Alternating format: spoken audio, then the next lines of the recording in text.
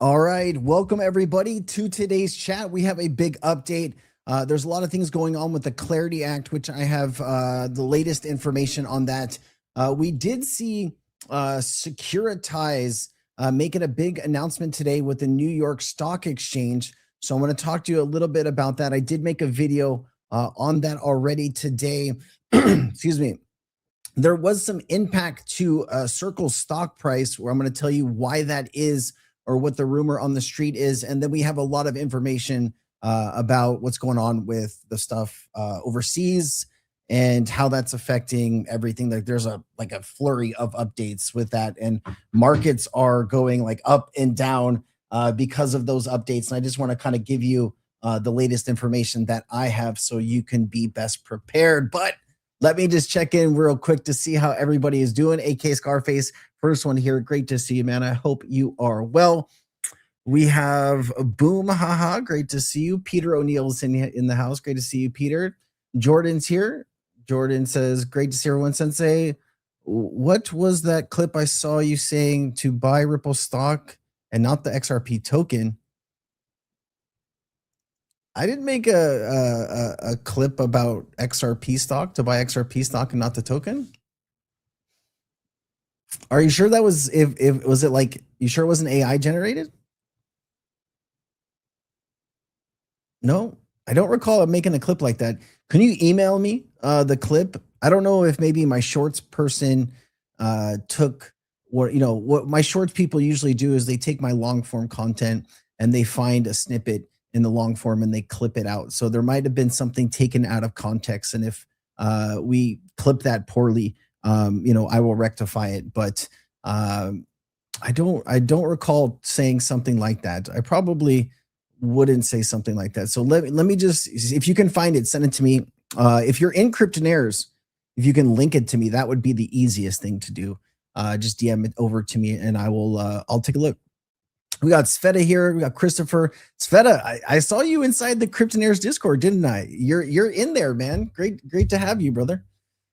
Chipper's here. Great to see you, Chipper. I hope you are well. Christopher is here. Crypto Prince is here. What's up, my man? Rusty is here.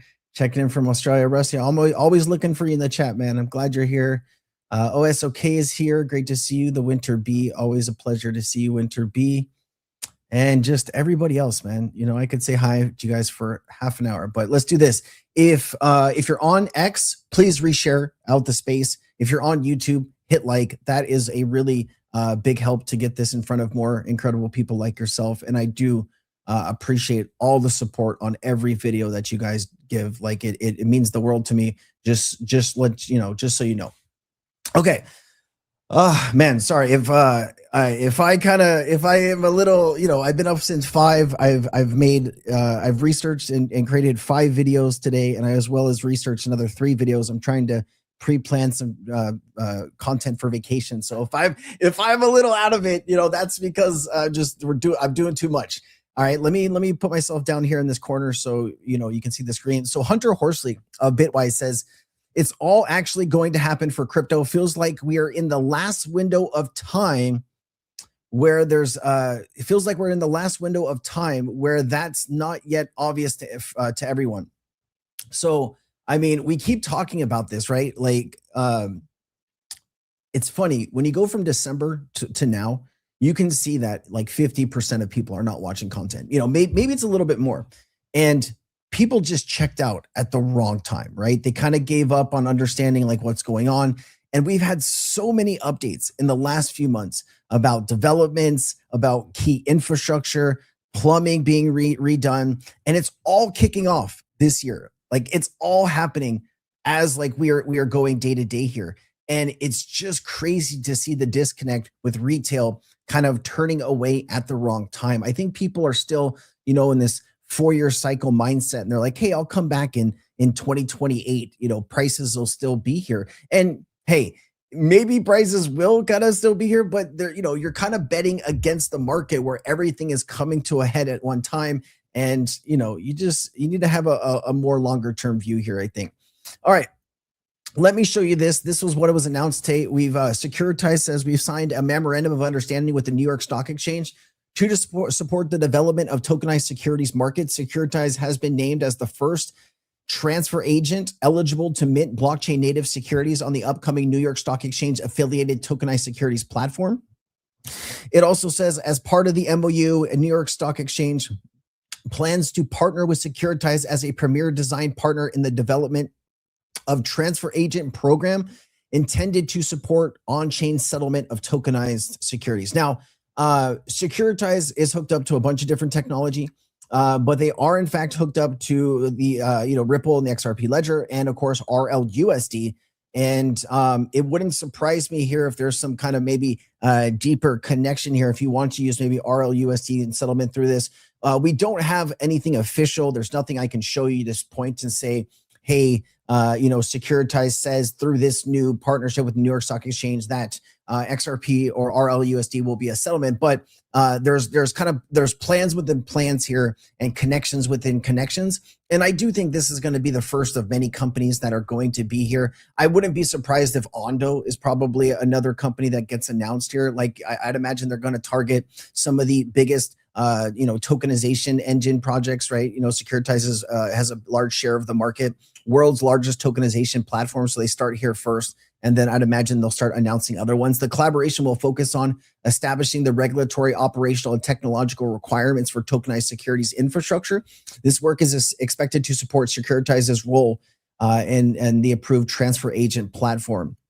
And so you did see Lynn Martin here. She is the president of the New York Stock Exchange. The New York Stock Exchange continues to lead the industry in responsible innovation and explore how tokenization can enhance capital markets. It is critical that new infrastructure is developed in a way that preserves trust, transparency, and protections for investors. Securitize brings deep experience in the digital asset infrastructure and transfer agency, making them a strong partner in helping design a next generation of financial markets. And so, like I said, you can, dig deep here and find some connections, but I don't want to spend too much time. I made a video on this. If you really want to understand this on a deeper level, go take a look at that video that should have came out earlier today. I made this video maybe like 6 a.m. my time, 6:30 a.m. my time. So it should be out already. All right. The pros and cons: T+0 settlement. Say goodbye to T+1. And so if you're not familiar with T+0 means, it means trade plus zero, means same day settlement or instant settlement. This used to be like T+3, then it was T+2, and now they're trying to get it down to, same day or instant. And so T+0 settlement, say goodbye to T+1. It frees up billions in trapped capital. 24/7 markets. Finally, the stock market catches up to the internet. Smart contract utility for the New York Stock Exchange shares. You can now technically serve as collateral for regulated DeFi protocols. The cons: liquidity fragmentation. If some shares trade on chain and others don't, we risk split markets. And so this is a big deal, right? You really don't want to have split markets. That's why I believe that they are going to, move a lot of this value on chain pretty quickly and efficiently. I think they're announcing all of the partnerships, but you got to imagine if they're announcing this partnership, they've been working on this for quite some time in the background under NDA. We just don't know about it. And so this is why, we played that clip with Nadine Shakar from the DTCC. And I don't know if she slipped up when she said it, but she did say something like, we plan to bring all of this value on chain the next 50 weeks or something like that, if memory serves me correctly. It talks about pre-funding stress. Instant settlement sounds great, but it requires buyers to have 100% cash up front, which could actually lower market liquidity for big players. All said, we are moving forward in digital assets. Wall Street is here. So that's pretty cool. And you know what? I don't really need to show you that. There was Larry Fink did put out his annual letter to investors, and tokenization was a key part of that. Here in the letter, it's highlighted. It says tokenization can help accelerate the future by updating the plumbing of the financial system, making investments easier to issue, easier to trade, and easier to access. If you want a full breakdown of kind of what was said here and all this, I just don't want to take the 2 minutes and play this again. There is going to be a video that was released this morning on my channel. It should have BlackRock and a picture of Larry Fink. And there's a lot more detail in that video. I just, I want to save you as much time on these Sensei chats as possible and really direct you to the content if you want to have a deeper understanding of what's going on there. I thought this was great. I was doing some Hedera content, and when something always content stands out and it's something that I think you should hear, I want to bring it into these chats. And this is a clip that I felt was very valuable for a minute and 15 seconds of your time. This is Hedera stablecoins could save retailers millions in payment processing. The title here should say Hedera stablecoins could save retailers $500 million in payment processing. That's why it stood out. Here is Lemon Baird, Mance Harmon, and you also have Eric Piscini. He's the Hashgraph CEO. I mean, you have some pretty heavy hitters on here, and then Ryan Solomon of Genfinity. Let me play it. They're automatically saving $500 million a year just by implementing a stablecoin. Just to put it in real world perspective, from something a lot of people are probably working through right now, is you're probably going shopping. You may be going to, Target, Walmart, whatever it may be, swiping your credit card. Again, a payment processor is a prime example of this. They have something called DSO, which is days of sales outstanding. So you go swipe your credit card at Target today, they probably don't get actually paid on that from your bank through the processor, through the broker, for 30 to 45 days.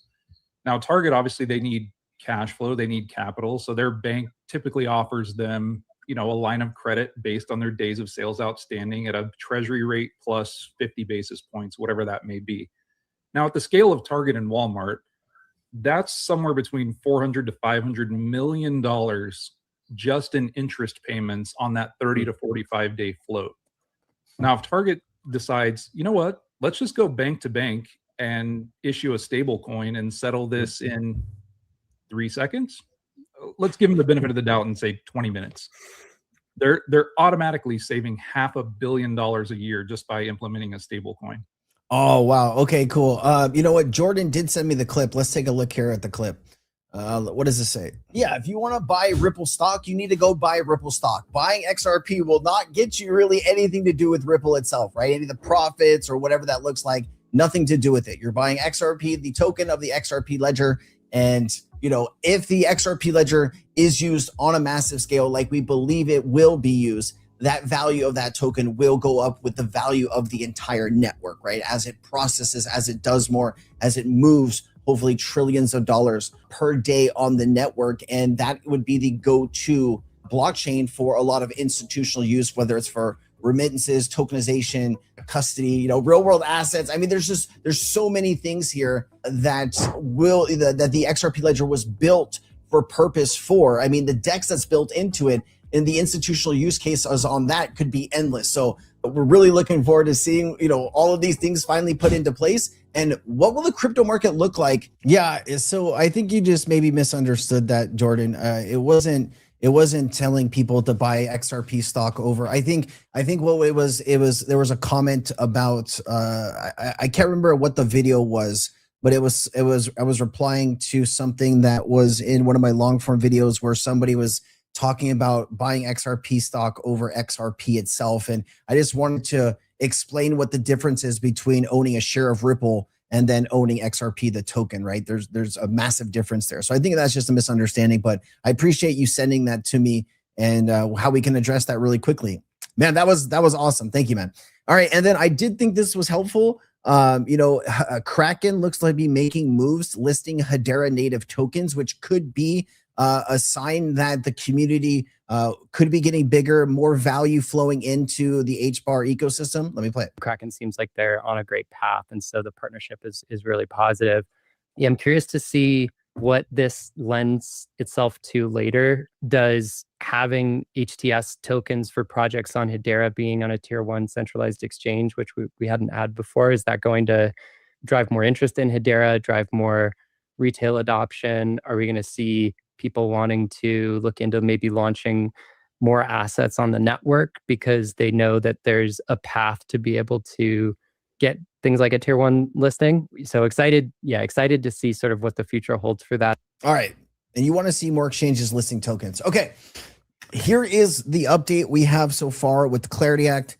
This should actually be coming out another video too, but I'll give you the gist here. New details are emerging about the latest legislative text outlining a compromise on stablecoin yield and rewards, along with early reactions from the crypto industry leaders who reviewed it today. According to an internal stakeholder email shared with me, the proposal would prohibit platforms from offering yield directly or indirectly for holding a stablecoin or in a manner that resembles a bank deposit. The restriction would apply broadly to digital asset service providers, which is exchanges or brokerage, and their affiliates to limit workarounds, and would bar anything economically or functionally equivalent to interest. The proposal would also permit activity-based rewards tied to user activity, including loyalty, promotional, or subscription programs, provided they are not deemed economically or functionally equivalent to interest. It would also direct the SEC, the CFTC, and the U.S. Treasury to jointly define permissible rewards and establish anti-evasion rules within 1 year. So basically, if you break the rules, the banks want to see you punished pretty quickly.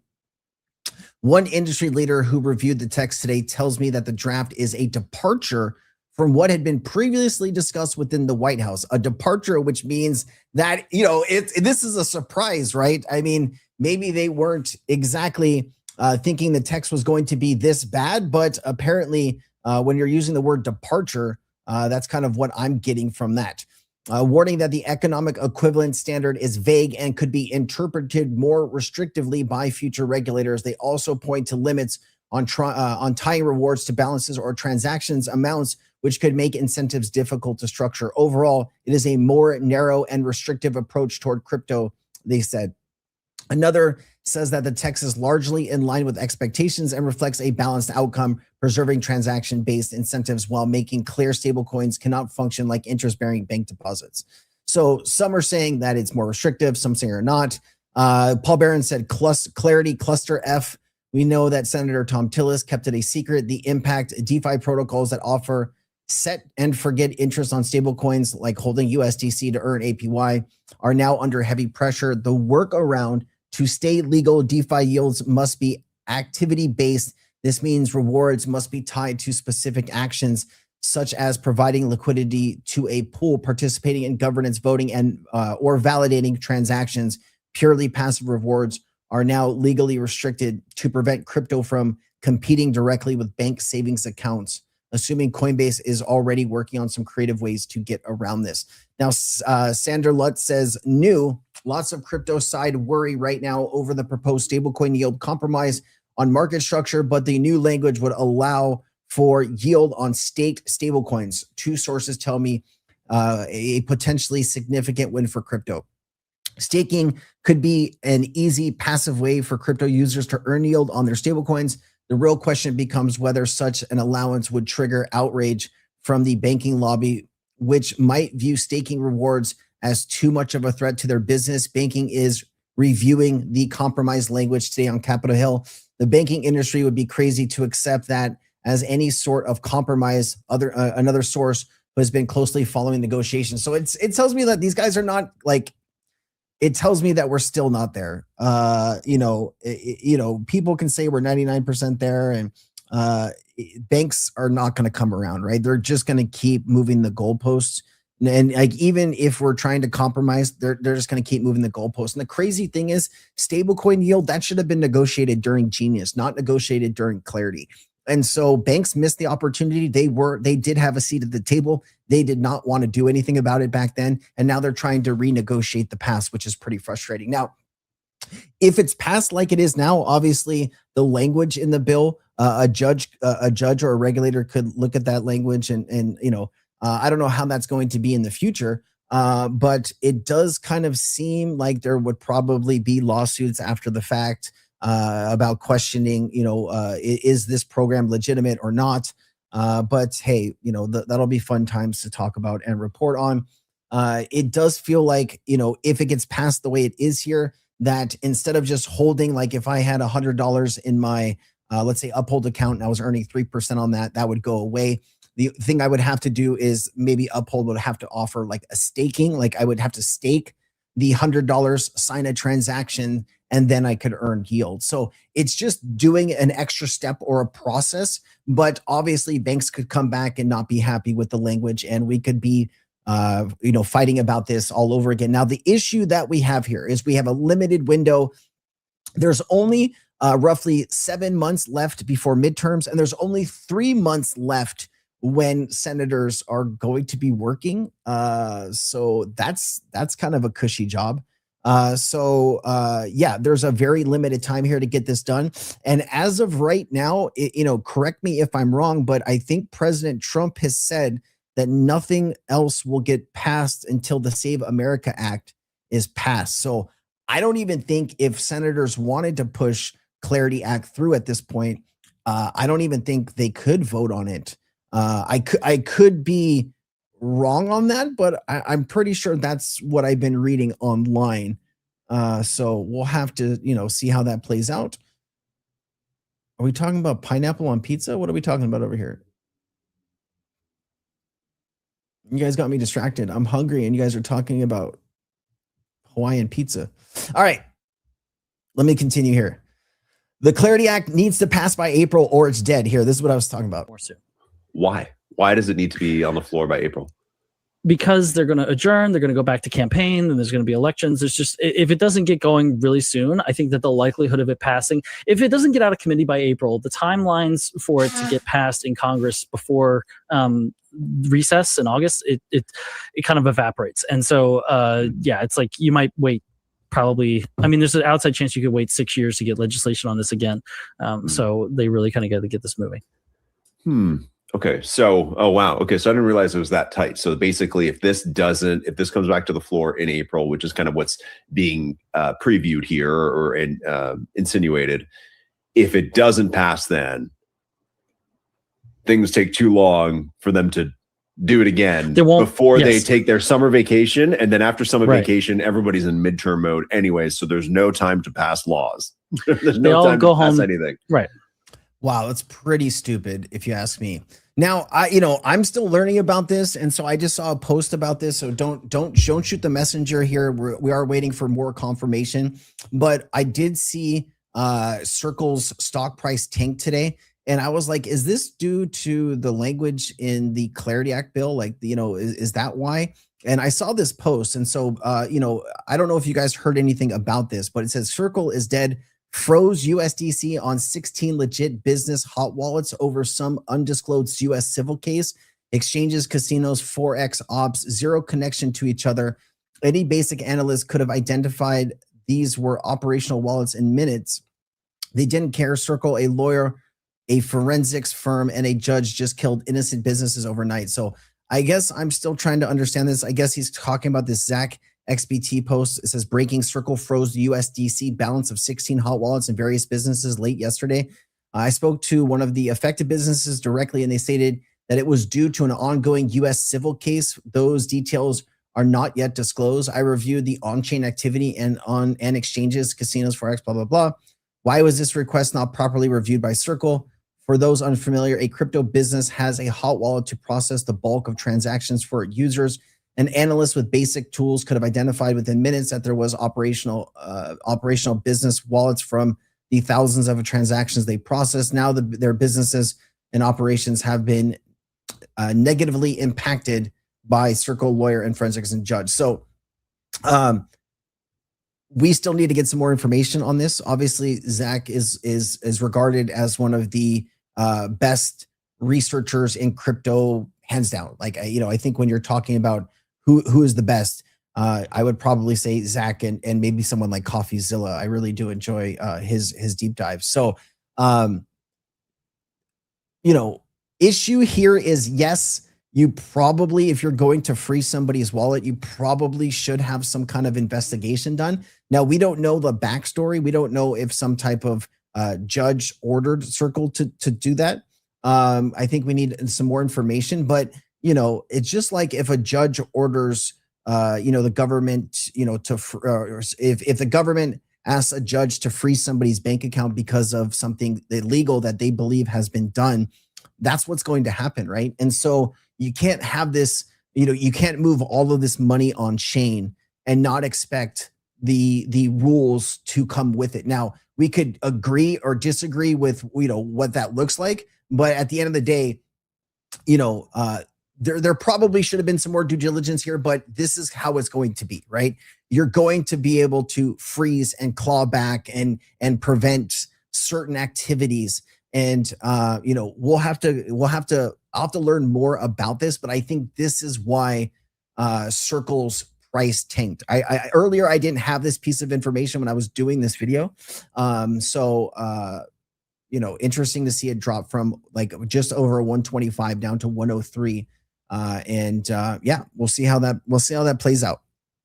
I don't know. I mean, what do you guys think about that? I mean, isn't that kind of, you know, if we're talking about everything being on crypto, you have to have some of these, you have to be able to claw back some of this money or freeze accounts. Also, if a project puts in the effort to meet regulations, hold on.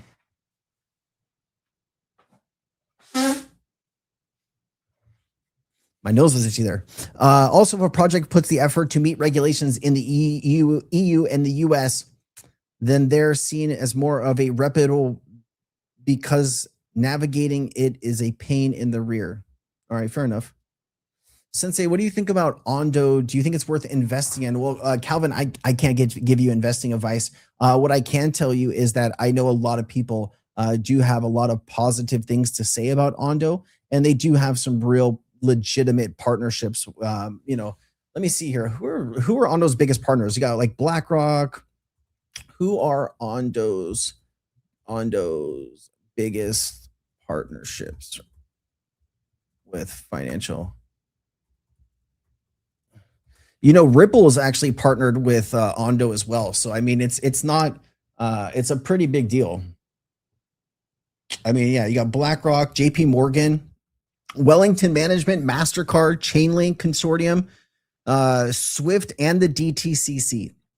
So if you're asking me, is Ondo a legit company? The answer is it you know, you don't want to say absolutely, but like, you know, I don't see the BlackRocks of the world, the Ripples of the world going out and partnering with companies that aren't going to make an impact. So, you know, it's really hard right now because you're in a space where there's not a lot of liquidity. There's not a lot of retail traders, but you're also in a space that is going through a transformation. And that transformation is going to impact crypto businesses that have the ability to tokenize securities, you know, stocks, bonds, derivatives, treasuries, those types of things. And Ondo is able to do some of that. And so how quickly we, you know, go through this transformation and how quickly this value winds up on chain and how much of a market share Ondo gets is going to impact on how successful the Ondo token is going to be. But it is, in fact, a very legitimate project. And there is, in fact, a lot of leaders, crypto companies, as well as financial institutions that are building infrastructure with Ondo as we go forward. All right. I hope that helps you, man. I appreciate your question. Is yield really a big deal? Yeah, it's a real big deal, right? Because, you know, if you're talking about all of these bank deposits are going to wind up on chain eventually anyways, you know, you got to be able to earn yield, right? And if you want to increase the amount of money that is, you know, in DeFi and increase the money that is on chain, you need to, I mean, this is why they're kind of enticing people to come in, right? You can go buy a 10-year treasury right now. I think it's at like 4.5%. And so, you know, there's a whole bunch of ways that they're giving you this yield. They're also like, if you're using a stable coin, you're not using the traditional MasterCard or Visa where you're being charged a certain percentage, right? You know, when you go to the gas station or something and they're like, oh, you want to use a credit card, we're going to charge you an additional 3%, right? I was at the chiropractic office the other day and I didn't have my debit card. I had my American Express and they're like, oh, we're going to charge you another 3%. And I was like, well, I guess if you have to do that. I was like, can you take stable coins? No, we can't. So having yield is important. You know, if you walked into a bank today and you had $1 million check on you, they would offer you a pretty high % yield for your savings, right? They're like, hey, let me take half this money. Let me take 500 grand. We'll put it in the savings account and we'll give you a few %, right? That's what the bank will say to you. If you go into the bank with $1,000 to open up a checking account, they'll say, here is, you know, 0.08% in your savings account. You know, you better like that, right? And so there really isn't a ton of value for normal people. And so, you know, the fear from banks, at least that's what's being expressed, is there's going to be deposit flight where, you know, everybody is going to take their money out of banks and move it into these crypto platforms for the additional yield. That hasn't happened yet. And so the crypto companies are arguing, well, it hasn't happened yet. It probably won't happen. I do think, you know, you will see some deposit flight if there really is good rewards there, but it is an important piece. I mean, they've been fighting over it for 2 months, right? And there's not a higher priority that they're fighting about. So you can see that there is tension on both sides of this, right? Both sides want to have it their way, the banks and the crypto companies. And yeah, it's a little frustrating.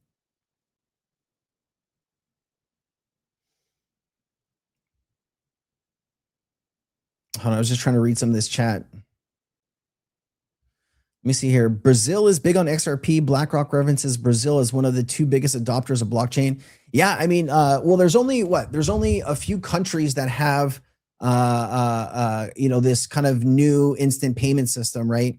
What was I listening to? Was it? They have Pix, right? Pix is really popular in Brazil, and India has UPI. And those are probably one of the 2 fastest growing. I think that's what it was, the 2 fastest growing payment systems in the world. And so Brazil has, you know, there's a lot of people that go outside of Brazil that work and want to send money home, and then vice versa too. So being able to get money in and out of Brazil cheaply, efficiently, and quickly is very important. And you know, you gotta go where you can make the most impact right now, and that's in some of these countries that need cheaper, efficient payments. All right, there's still a lot to get through. Let's jump back into this, and I'll get to some of your questions here in a bit. I did see this. I don't know if you guys saw this. Stablecoin supply on the XRP Ledger has doubled to 568 million since December. 100% growth. Now sitting at 568 and climbing fast. That's pretty zesty. You know, you love to see the growth happening. You know, you can talk like, hey, we're doing this many transactions, but to see the growth in real time, that's really important here. And you did see a surge actually higher, and it came back down a bit. You saw this surge to 643 million, and we're just back down to 568. So this is a pretty sexy chart. I mean, if you were buying anything and the chart was looking like this, right, you'd be like, yeah, that's some really good growth. And I think it's just going to keep expanding. Now, I did think this was interesting. I wanted to bring this up. You know, there's always a fight between communities about what technology is better. And I think most people don't realize it's going to be a multi-blockchain, multi-technology world, and you're never just going to have one winner to rule them all. But here, this is the Digital Asset Summit 2026. It is happening today and I believe tomorrow. And this is the Western Union President and CEO, Devin McGranahan or whatever, and he is talking about why they chose Solana over XRP. And so I'm going to play it. I'm going to give you some context, but listen very closely at the end of this clip. I think it was 2018 or 2019. You were doing something maybe with Ripple. Now you're doing this with Solana. I don't know. This might be again a question for maybe the crypto product team, but any thoughts on that? Why you chose to do this with Solana? So 2019 was before my time. And so when we went down this path, we had basically 2 or 3 requirements, and we kind of looked at everything. So to be clear, we are chain agnostic, right? So we are going to have there you go. We're going to run USDPT. Run multiple. Did you hear that? It's not just focusing on Solana, right? So we are going to have multiple. We're going to run USDPT on multiple chains. We chose Solana to start with for primarily 2 reasons. It's highly efficient at transactions and transaction economics. And so for us, having low or no transaction costs for minting and for being able to conduct large amounts of transactions at high volume, being able to, burn and destroy coin seamlessly as we do this treasury operation, it's well suited to that. The Ethereum blockchain is a very capable blockchain, but it's a heavier, requires more upfront investment in programming, capability building. To your point, if you move into, we want to do a lot of lending, we want to do very sophisticated stuff, we will look at other capabilities and other platforms. But for us at this point in time, in this product evolution for the problem we're solving, it was the solution that made the most sense. Well, they did jump off the bandwagon when Ripple got sued, right? So, I mean, it is a mixture of everything. All right, let me shift here. I do want to shift into some other news. Let me just see if there's any questions from you guys before I do make that shift. I did want to say 1 second here. Let me just move some things here to here. Boom, boom, yada, yada, yada. All right. I did want to say, guys, we have had, I think 300 people join the Discord in the last few weeks. Obviously not everybody talks, but there's a lot of people in there just kind of hovering around getting crypto news. Cryptonaires is my community. We have a great team that's building out a ton of content. I am posting in there all day long. Anytime I'm awake and I find something valuable to talk about, we post and we have a conversation about it. If you want to join, absolutely free. There is a link in the description. I just posted a link to the community. If you're on Discord, jump in there, hang out with us. We do live events, and if you just want to hang out with me and ask questions, we'd love to have you. Yeah, there is a link. It should be in the description of every video that I do, but it's also right here on the screen. www.discord.gg/cryptonaires. So come on in. Love to hang out with you. And remember, I will never randomly DM you, ever. So if you get a DM from somebody pretending to be a crypto sensei, that is not me. Don't talk to that person. They're bad. Taurus is a beast, sensei. He's awesome. Well, he is the community manager. He's the man in charge. I'm just there to share information. He is the one that has built all the infrastructure, and he's been doing an incredible job working with partners. We're working with some of our partners to bring additional value to members. All kinds of things are being worked on in the background. We're trying to do giveaways and all types of stuff. So now's a great time to jump in there, and looking forward to seeing you guys around. As well as, we got some people like Richard's in there. He's making Flare content and how he's making money with Flare, and all kinds of stuff is happening. So come on in, hang out with us, and love that. All right, I do want to shift into here. There is a lot going on. I do want to update you here. We could talk about roses and daisies all day long, but let's get down to brass taxes here. Manufacturing and construction employment now represents 15% of all U.S. jobs, the lowest contribution in at least 175 years. This percentage has declined 25 basis points since 1950. Over the same period, agriculture has fallen 18 points to just 2%, the lowest in history. Meanwhile, private education and health jobs reflect 20% of total professional and business services. They make up about 16%, and leisure and hospitality is 12%, all of which had 5% each in 1950. Trade, transportation, and utilities remain the most stable sector, holding steady at 20% over the same period. Financial activities and information makes up 10% of jobs compared to 5% in 1950. The U.S. economy has shifted from production to services, right? And so this is what I really didn't understand, right? It's not worth it. Never mind. Let's continue.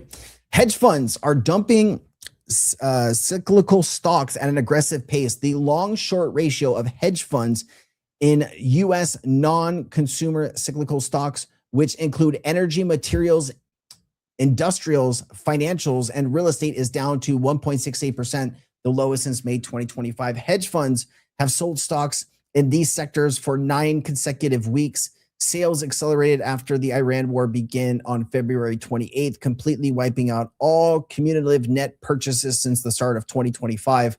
As a result, net trading flow has turned negative for the first time since May 2025, indicating that hedge funds are now net short in this group of stocks. Hedge funds are now betting that the worst of the economic impact is still ahead. So where are you positioning, retail trader? The institutions and hedge funds are positioning the other way, right? People are doubling down and they're buying the dips. Hedge funds are saying, no, thank you. Good luck. Thank you for the profits. We'll come back when things are more stable, which this is what institutions do. They manage a lot of people's money, and their job is to, where they see risks, to try to mitigate and lower that risk. And that's kind of what you're seeing there. Okay. And then jobs posting fell 5.5% year over year in the week ending in March 13th to the lowest level in October since October 2025. Postings have declined 36% since April 2022 and are now down to February 2021 levels. The number of available vacancies is now only plus 3% above pre-pandemic levels. So we're kind of at like a pandemic level situation for the jobs market without the pandemic. Furthermore, Link Up job openings are down to the second lowest level since 2021. Link Up tracks real-time U.S. labor demand using job postings sourced directly from websites with the 10,000 largest U.S. employers.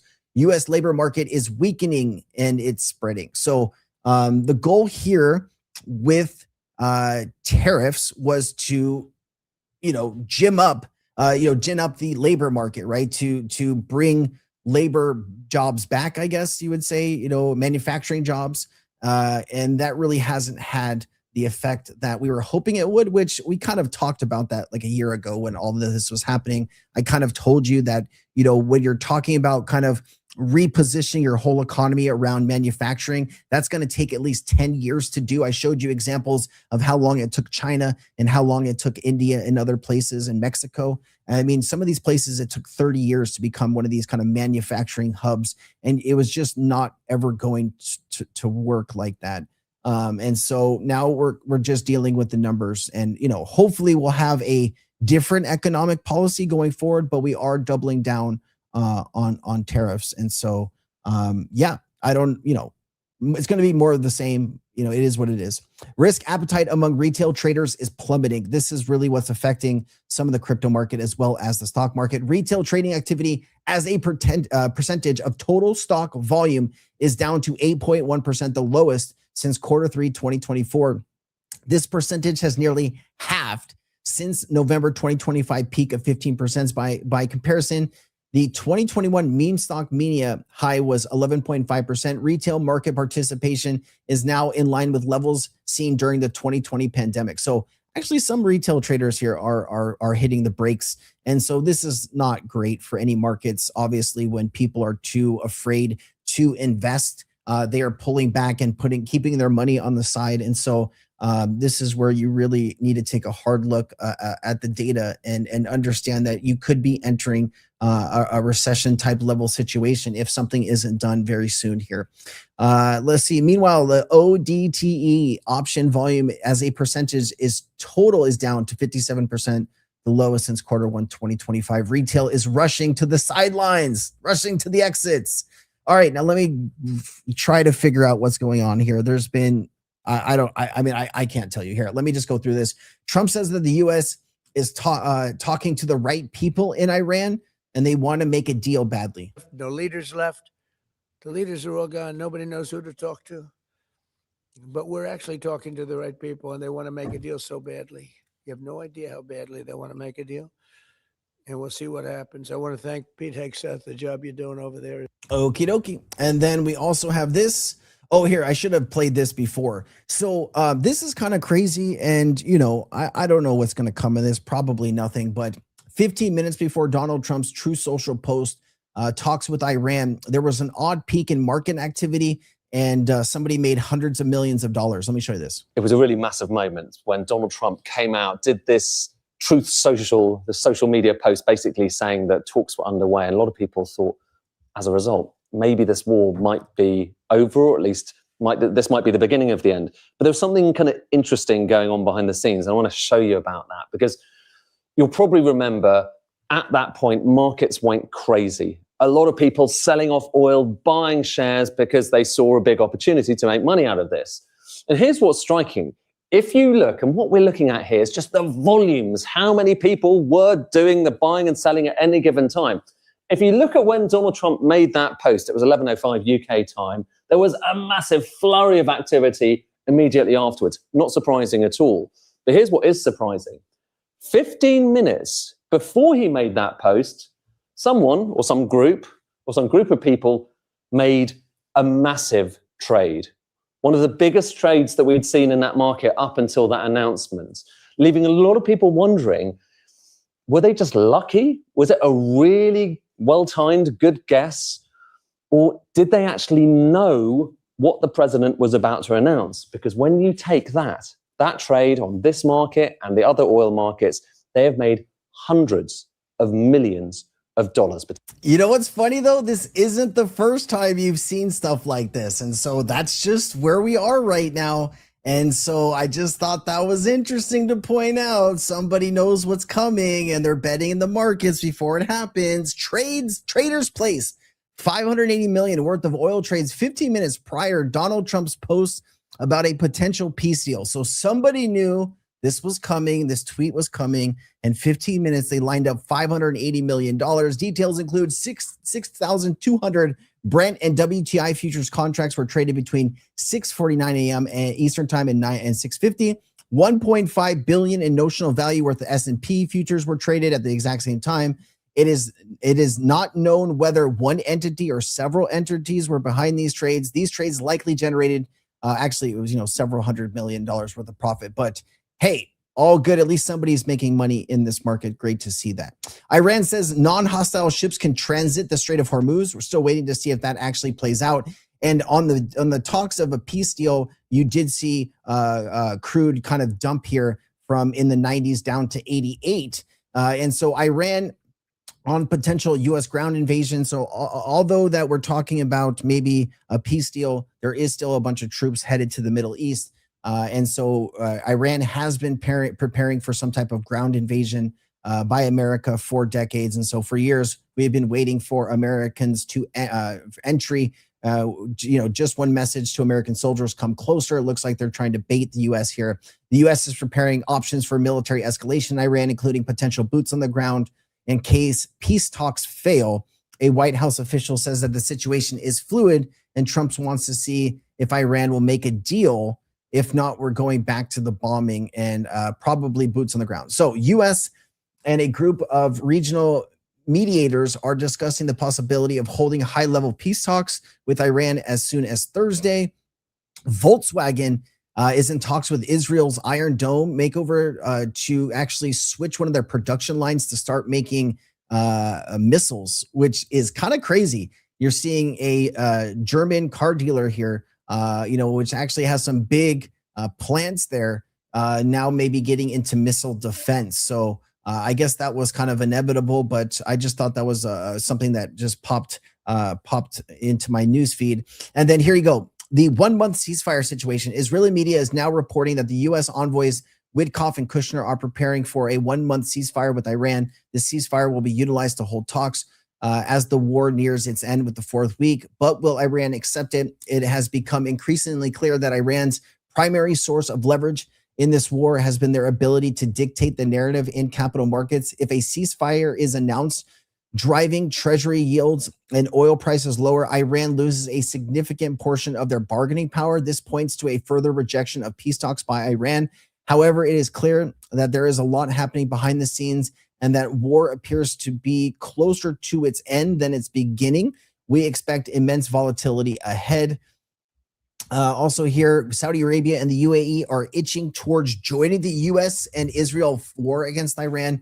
Gulf countries are getting tougher following persistent attacks. Saudi Arabia has agreed to let American forces use the King Fahd Air Base. Saudi Arabia's Crown Prince Mohammed bin Salman is close to a decision to join the attacks. It is only a matter of time before the kingdom enters the war. Insider sources say Gulf countries are being pulled deeper into the war in Iran. Now, the U.S. did develop a 15-point plan to end the war and claims that Iran has agreed to many of the key points. Some of those key points are proposals include many of the same demands the U.S. has made during the last round of nuclear talks in Geneva. U.S. envoy Steve Witkoff and Trump says that Iran has agreed to giving up their stockpile of highly enriched uranium. The document calls for zero uranium enrichment in Iran. Israeli Prime Minister Benjamin Netanyahu is concerned Trump might strike a deal that falls well short of Israel's objectives. So this is what I'm saying. There's not just one decision maker here.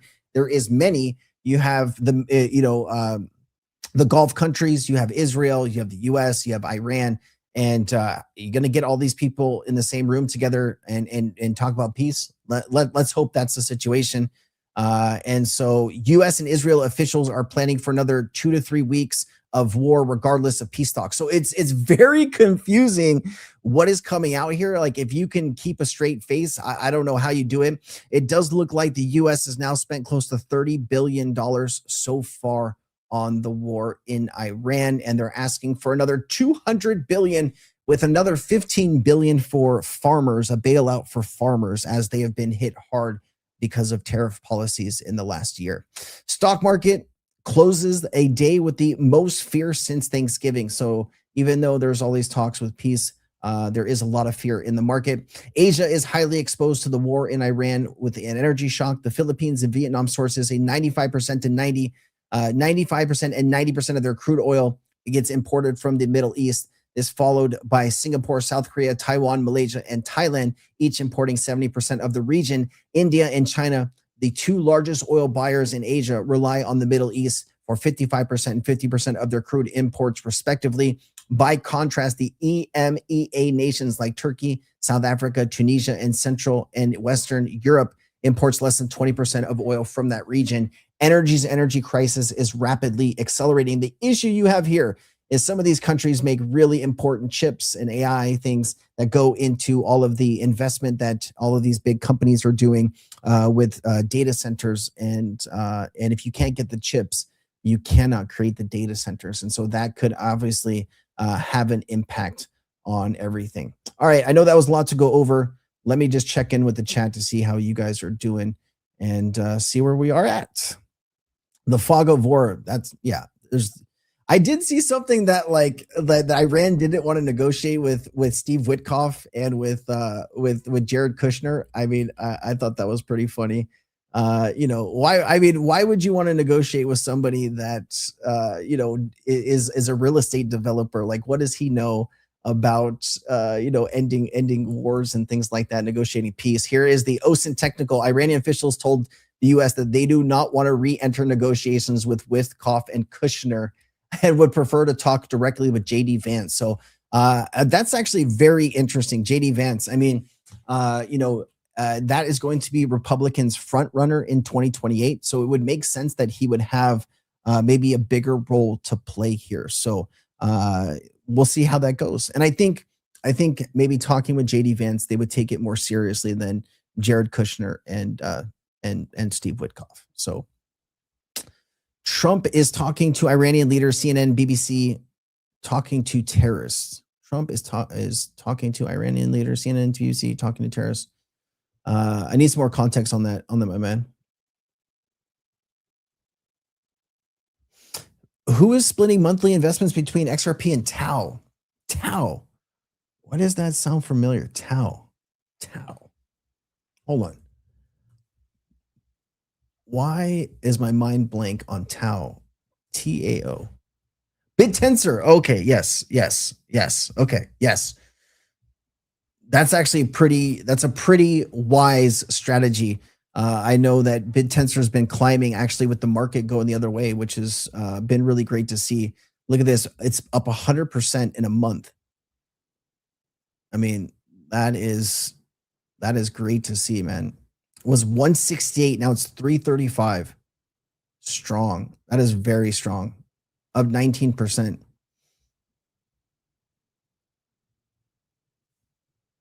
It's a trap. It's all a trap, man. It's all a trap. Yeah, Tau's a great move. I mean,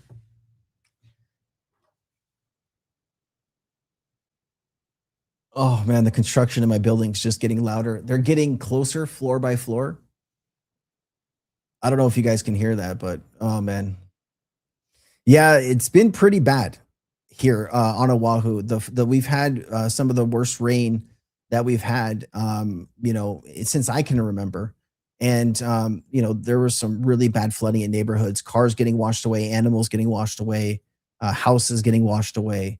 And it's kind of a mess, man. They had to call in the National Guard, call up the National Guard. See here, we got Titan says, Crypto Sensei, Brazil's financial system currently does not use Ripple technology, and it is among the currently does not use Ripple technology for the fastest payment systems in the world. Absolutely no XRP is being used according to ChatGPT. So no XRP is being used in the PIX system. PIX system is a government built system, but Ripple is working in Brazil with banks and institutions. But if you're talking about the government payment system called PIX, it is not built on XRP technology. You're right. Did I say it was? I don't think so. I don't think so. I did a video on the connections between Brazil and hold on. Oh, I gotta sign in. Crap. Hold on.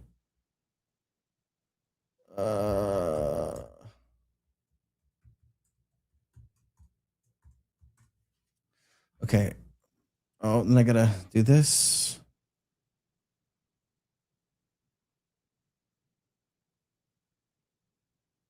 Hold on. I just made several videos on Brazil and XRP.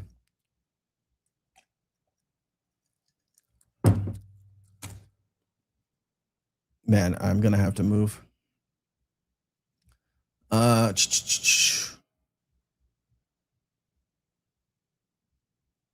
Okay, here we go. Videos.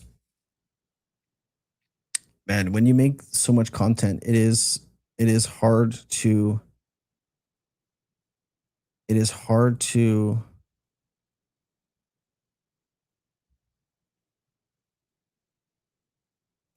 hold on.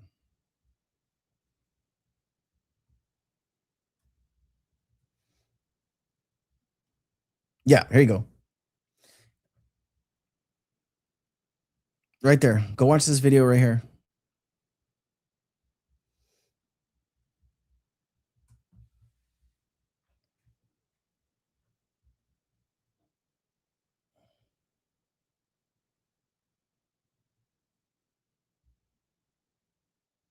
Sensei is on the top floor of the penthouse. I am not on the top floor of the penthouse.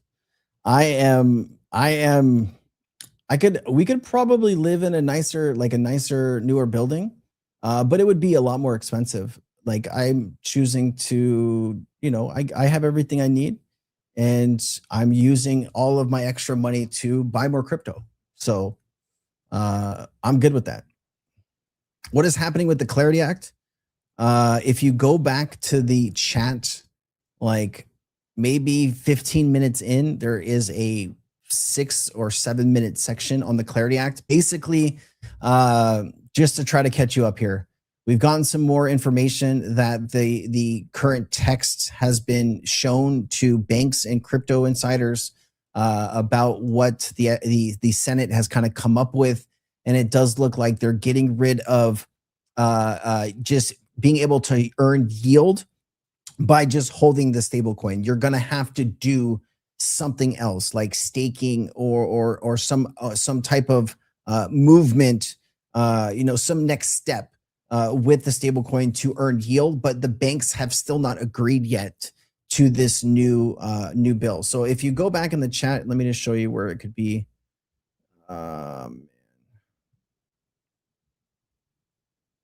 Should be like right here.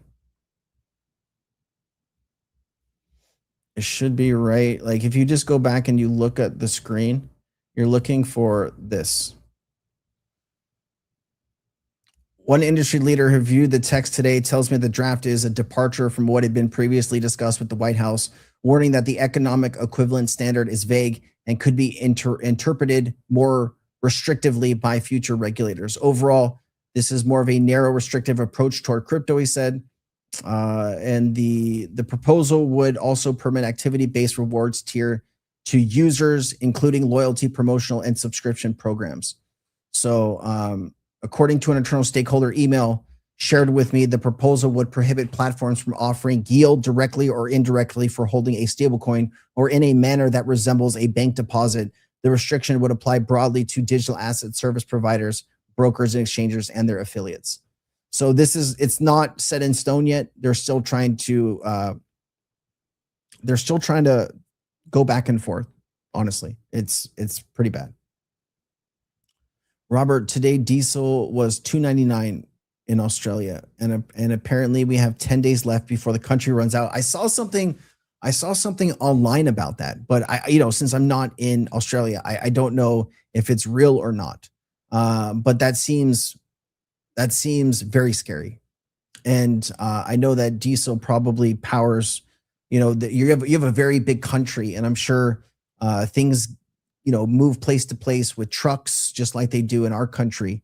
And if we're out of diesel, how do you get those things to stores, and how do you heat homes and all of these different things? And I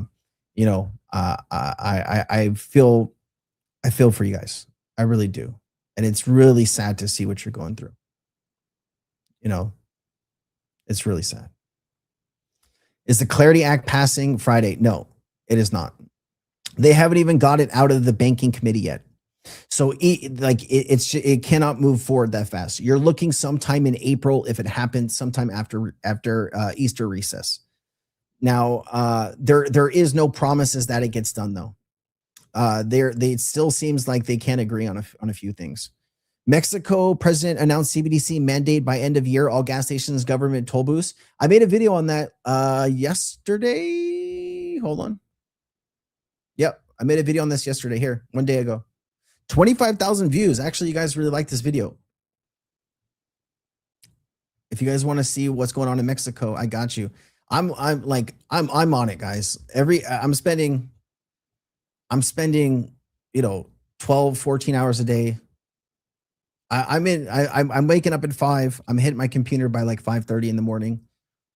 Even in bed, at like 7 o'clock at night, I'm on my phone saving content and building stuff. So, if you want new information about what's happening around the world, crypto space, markets, just subscribe, because I'm gonna bring it to you hot every day, hot and fresh.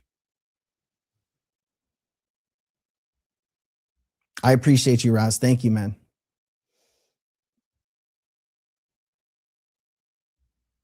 I mean, so, well, here, let's have a quick conversation about this. What is the one thing that maybe you worry about in Mexico, right? It's maybe some illegal activity because of maybe reporting, maybe forgeries on documents, things like that.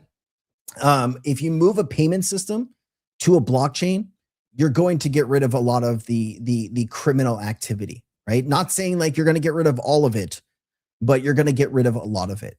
So, if you're trying to clean up some of that stuff, a CBDC is not the end of the world.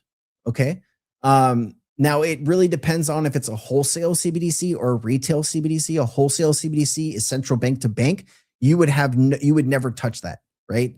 And I don't know why we're so against wholesale CBDCs. I understand the retail CBDC side when you're talking about an invasion of your privacy, where governments could use that to track everything that you're doing. But let's be honest, if a government wants to track everything that you're doing, they can do that anyways.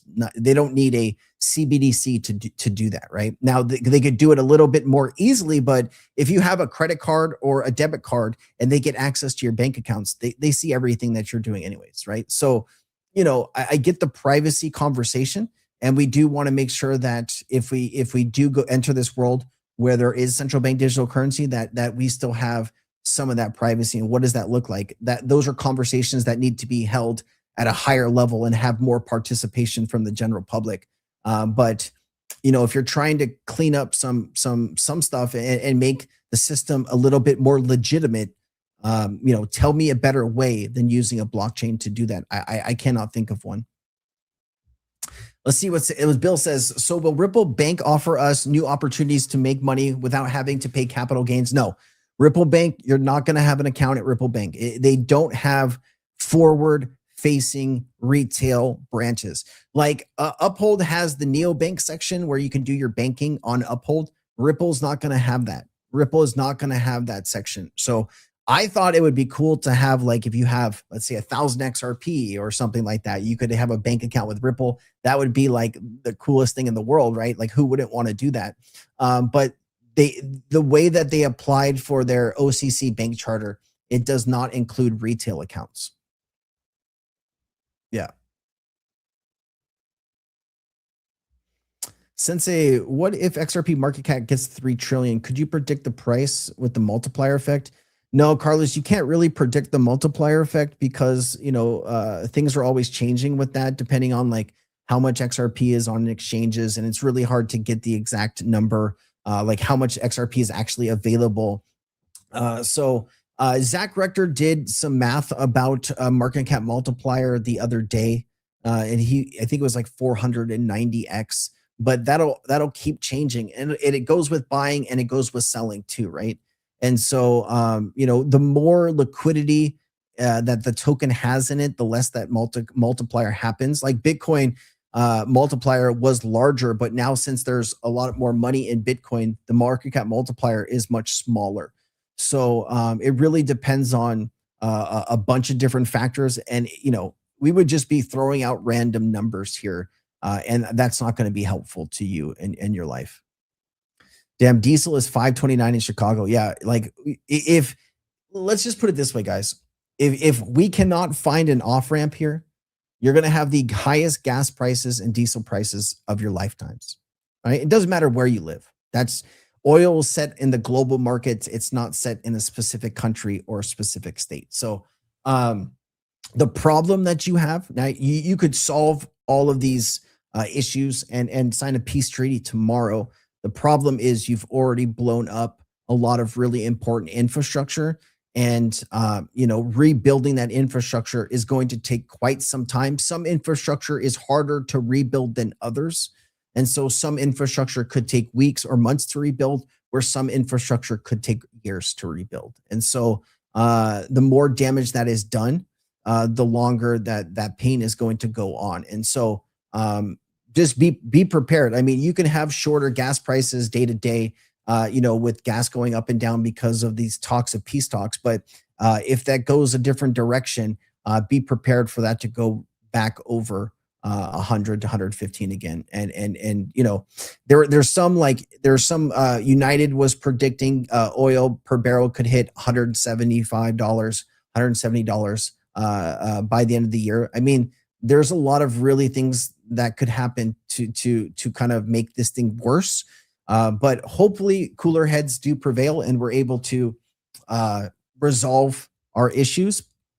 You know, I don't really know what's going to happen, guys. To be blunt with you, it is a lot of uncertainty and it is scary, right? It is, you know, and we haven't even seen the higher prices come with higher inflation, right?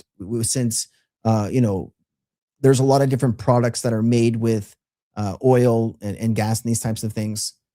All of that, I think plastics doubled in price. Like, did you guys see that news that plastics doubled in price? Hold on, let me see that. Plastics double in price.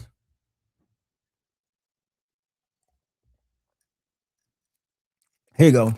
Dow Chemical just doubled their polyethylene price increase from 15 cents a pound to 30 cents a pound effective April 1st. That's roughly 60% price hike and the most widely used plastic on earth.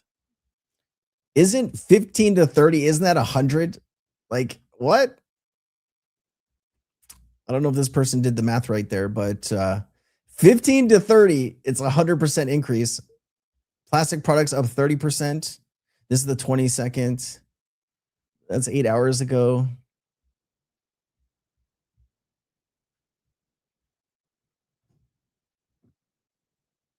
I mean, yeah, this went from 43 to 76. Yeah, pretty crazy, man. Everything will be more expensive soon. You're doing great, Sensei. You got this. Appreciate you, brother. Thank you so much. Always great to see you, man. Did you see Paul Barron's video today on Iran attacking banks? People are being told to stay away from banks in the Middle East. So I've talked about that in past shows. I've talked about that in past videos and past shows. So Iran has threatened to target not only banks, but you know, a bunch of U.S. tech companies that have infrastructure, home bases, data centers, all kinds of things in the Middle East. Yeah, soft targets. Yeah. The issue here, guys, and just to kind of be blunt here, when the war started, the U.S. maybe had 2,000 to 3,000 interceptors, right? Where where you see a Patriot or a THAAD missile interceptor that sits on the ground, and something comes in and they fire something at it, and usually it does a pretty good job at intercepting. The problem you have here is you have $30,000-$40,000 drones that are flying in, and they're sending up $1 million missiles to intercept a $30,000 or $40,000 drone. That's bad math, right? You're spending 20 to 30x to shoot down something, and sometimes they're shooting multiple interceptors. So you cannot create more interceptors, overnight. It's a slower process. I think I read something that you can create maybe like 800 interceptors per month or something. It's not a quick process. And so you have to scale up that defense.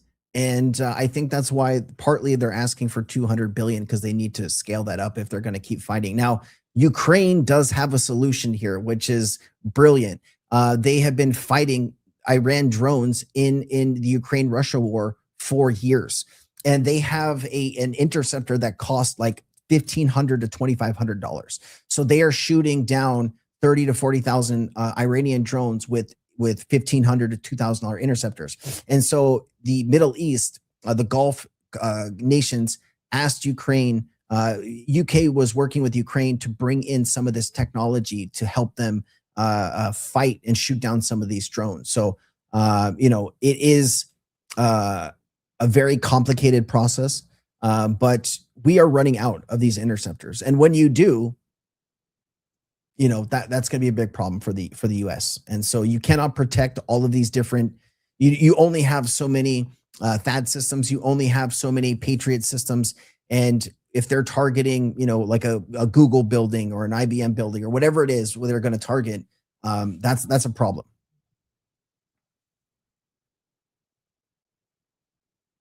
Man, I'm 9 minutes behind on chat. I'm so sorry. Let me just fast forward here. I do apologize. Carlos, thank you so much for the donation, man. Thank you. Thanks, Sensei, for your answer. What do you predict? How long will we go sideways? Do you think it's the bottom? So, Carlos, or Carlo, you never know if it's the bottom, man. Like, you really don't. There's so many things that are going on in the world that could impact the way that people perceive markets. And so, I don't know if we wake up tomorrow and something really terrible, like it's has escalated and people start to panic and start panic selling. I have seen, if you look at like Polymarket and some of these prediction markets, they are predicting a $40,000 to $50,000 Bitcoin here before the end of the year. So usually things slow down in the summer. And so I've seen a lot of people saying that March and April could be up months for crypto, but then usually in the summer things slow down. But we do have what's going on in the Middle East that could affect prices. And, we do have like the Clarity Act that could be a huge win for crypto if it gets passed. So there are a lot of things happening. Chances are prices will go lower, but I don't know that for certain, right? I have just seen a lot of information, and usually when people think things can't go lower, they go lower. And it's just how the world works. But I can't tell you, man. I really wish I had a crystal ball and an answer for you, but not even somebody that spends as much time looking at all of this information. I couldn't tell you, and I know that's uncomfortable, but that's an honest answer. And that's all I got, man. Well, banks are waiting for Clarity Act and resist XRP and XLM, but card companies like MasterCard may still choose to use either Stellar or Ripple rails to move their payments, can cause coin repricing. So Velvet, great comment here. I think you are seeing kind of Visa kind of working with Stellar and on some stuff, as well as Solana, right? There is a lot of stuff with USDC, Solana, and Visa. And you are seeing MasterCard working with Ripple on a lot of different things, and they have been for a very long time. And so if you imagine this world where there is a better way to do things, and you've had a great infrastructure for a long time, if you want to stay relevant, you need this new infrastructure. And so Visa and MasterCard have been in bidding wars for companies for the last half a decade to make sure that they have the right infrastructure, and they are prepared. Let's be honest, they have a very I wouldn't want to call it an unlimited budget, but they are prepared. And how deep do the collaborations and partnerships go? I mean, we're just going to have to find that out as we go day to day here. But I'd imagine it'll be immense.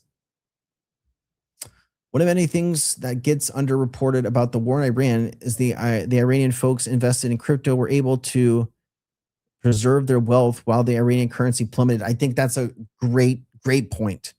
And I think this is kind of why stablecoins are so popular in the world when you are dealing with a currency that is in free fall. Not any blame to yourself, but things that are happening outside of your control, whether it's your central bank or whether your country just went to war. That is a very great point. I'm glad you brought that up, Heroes. Thank you for saying that. Do I think Iran's going to come to deal with the table? So I think if Iran does, they've already said what they wanted. I mean, this is not a guessing game.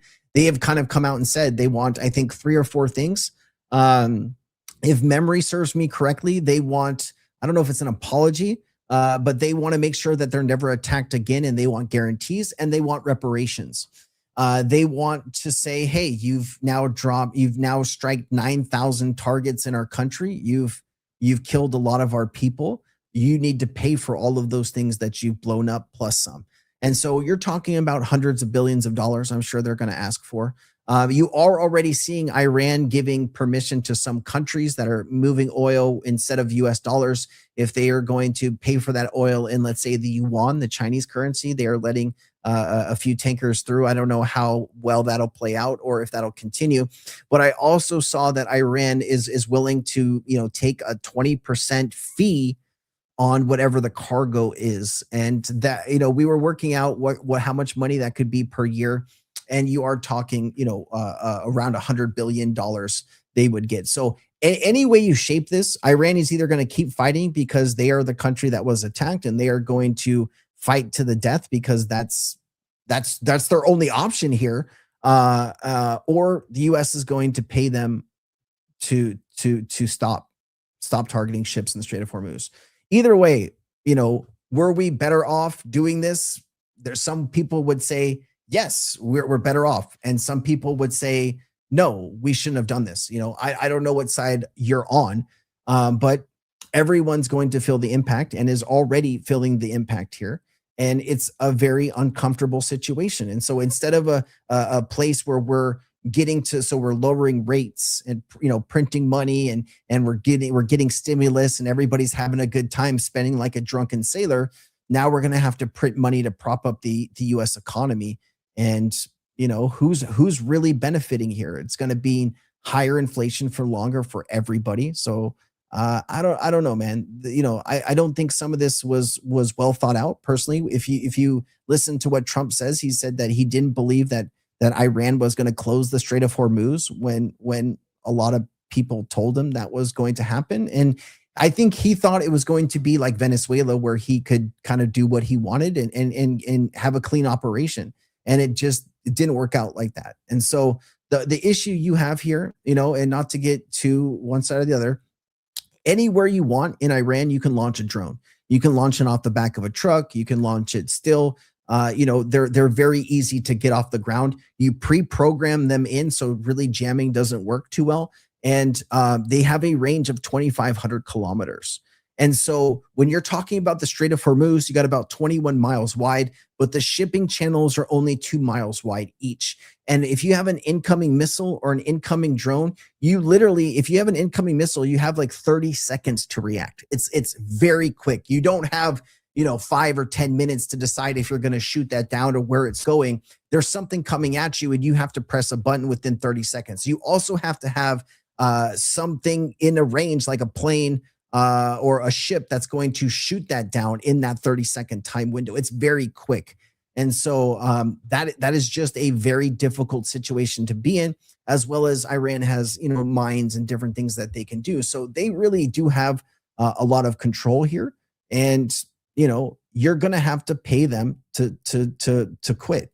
And that'll probably put them in a better position than they were before this all started, right? And that's my personal feeling, and you could disagree, but I'll leave it there. Valerie, thank you so much for the donation. I really appreciate you.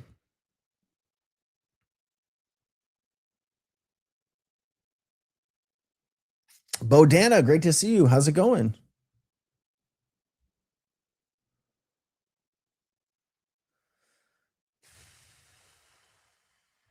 So Crypto Surfer says, I doubt Iran would ever hold up a deal. Their past history shows dishonesty.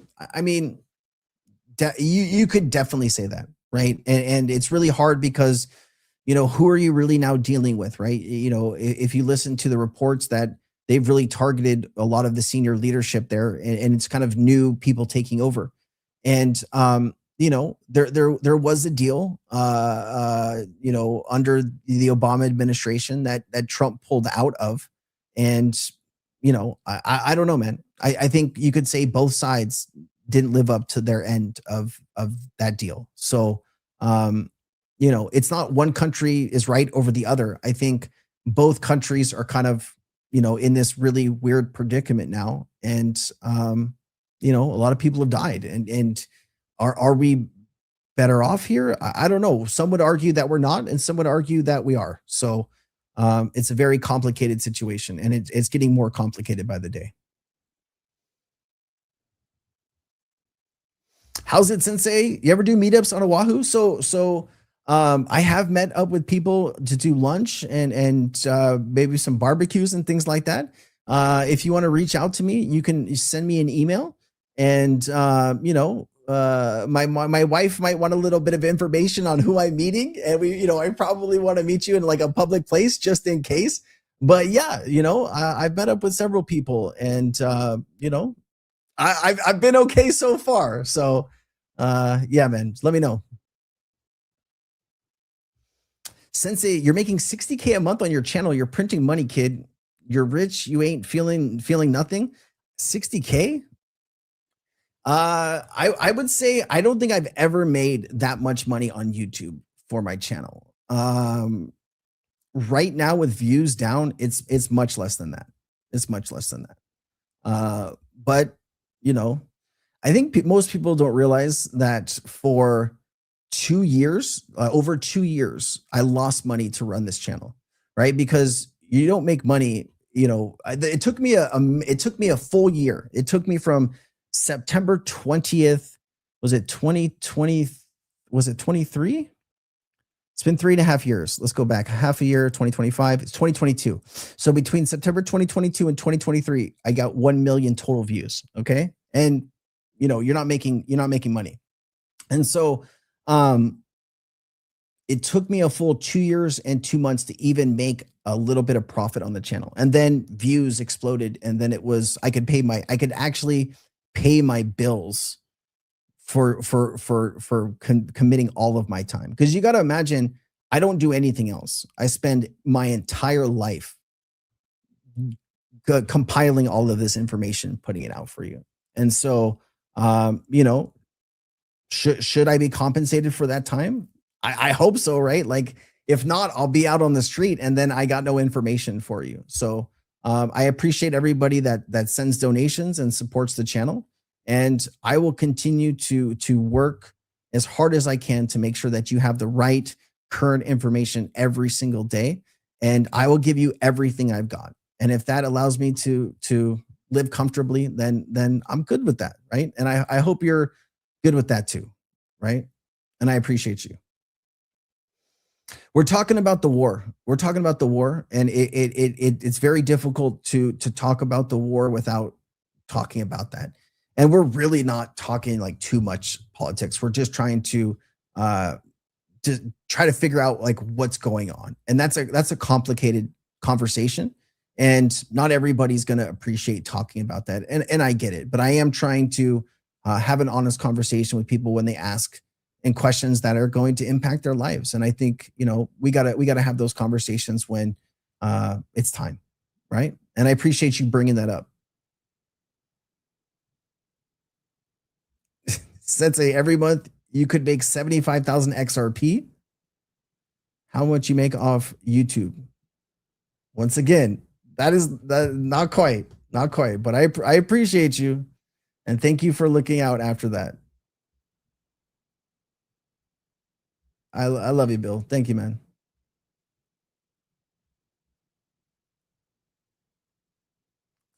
Yeah, I mean, if I lived in maybe a cheaper, if I lived in a cheaper situation, if I lived in a country that maybe the cost to live was cheaper, I'd be buying a lot more XRP probably. But my wife wants to live here in Hawaii, and you pay a premium for that, and I'm fine with that. I appreciate you guys. Yeah, what's funny though, like it's YouTube that pays me. Like, you guys don't pay me. I mean, it's the ads that play on the channel that pays me. And if I showed you how much I was paying, like, because you got to understand, like, you have a YouTube editor, like long form, you have shorts editor, you have a business development team, you have moderators that will moderate the YouTube chat to make sure that scams are not flourishing. Like, if you go to a lot of crypto channels, you will see in the comments there's scams, right? But I literally pay people to go through and delete those comments so you guys are not targeted, right? And that's a full-time job for someone like Ariana. And so it's so important that I kind of do everything I can to make sure that you guys are protected. We also have the Discord, and we have a team in there that gets paid. So there's a lot of money that gets kind of reinvested to make all of this stuff work. And I'm good with that. And any help that you guys want to send, I would not be upset. If you want to make a donation in my name to a charity or something, that would be amazing too, man. Sensei, most of us don't say it enough. Thank you for what you do and all your research. Thank you, Tom. I really appreciate you, man. I do this all for you guys. I could probably get away with making like 1 video or 2 videos a day, but there's just so many things that go on that, like, I feel that I need to communicate and tell you guys, right? And it's hard to stop. It's hard to kind of take your foot off the gas when you want to provide value to people every day. Every day you wake up, and I'm good with that. When some of these crypto assets go to whatever prices they're going to, we'll take a nice vacation. We'll all have a team vacation where we'll all meet up on someplace maybe tropical. Definitely don't want to go anywhere where it's like a blizzard or a storm or something like that. I don't know if I could make it too long if it's too cold, but I appreciate you, Emin Hawk. Thank you, man. Laylog, and the fact that Sensei barely puts advertisements, since you're real AF, that's why you hold XRP. Yeah, I mean, listen, and we can have an honest conversation with that. I know people probably don't usually talk about this, but since you guys are kind of talking about it, I'll tell you.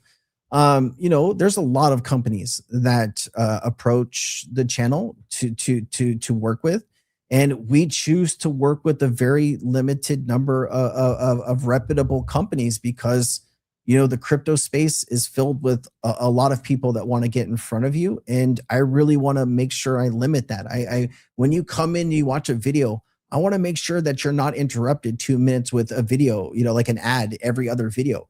And so, we say no to a lot of companies because, we want to try to keep the channel as ad-free as possible. And that means a lot. And so when you guys do see an ad in the video, that's a company that we are choosing to work with because they have a good team and they have, a good infrastructure, and they've been here for a long time, and they're actually helping people in the crypto space. And so, just know when you ever see one of our partners, we've spent a lot of time working with those people to make sure that they are offering you guys some type of value. And, we really appreciate it. And those are the people that help pay the bills, Still waiting on your duck dance? We're not going to, what did I say I would do a weird duck dance for? I can't even remember. That was like 2 weeks ago. It was something crazy had to happen for me to do this. Man, I'd have to go back and watch it. What did I say, Thado? I'm going to have to do a weird duck dance, huh? I appreciate you guys. Thank you, man. You guys, there's so much love, man. And it means the world to me. And you know what? Like, I know that sometimes, I say stuff that you don't agree with, but you guys still show up anyways to listen to me. And I think that's, that's a beautiful thing, right? We can disagree on certain topics, but at the end of the day, that there's nothing but love on this channel for all of you. And we're going to grow, we're going to learn, and we're going to conquer this world together. Like that's what means the world to me, to see you guys succeed in every way, shape, or form in the crypto space. And $100 XRP is a duck dance. That's fair. I need to put something on my wall that says $100 XRP. It's going to be a funky duck dance. That is a fair deal. Yeah, we try to limit the ads,